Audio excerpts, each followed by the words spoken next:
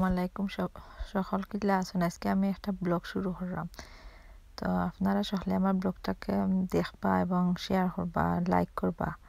তো আজকে আমি ইলিশ মাছ বিরান করলাম, সুন্দর হইয়া লাল হইয়া বিরান করমু, তরকারি রান্নার লাগে। তো ইলিশ মাছ দিয়ে আজকে জীবনের পয়লা জিঙ্গা খাইমু। আমরা কয়া দিছিলাম চিচিংরা, আর আমার শ্বশুরে লইয়া একটু জিঙ্গা, তো অনেকে তাহলে কিন্তু খাওয়া লাগবো।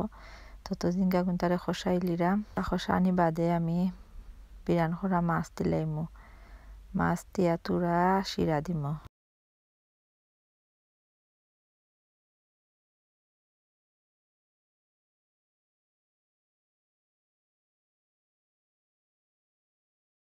শিরা দিলে মজা লাগতো না, তো তুরা এক ফুটা দিমু, বাদে লামাই দিমু। আর রাখবাই দিয়ে আমি শাক রান্নাম, আজকে শাকও খাইমু।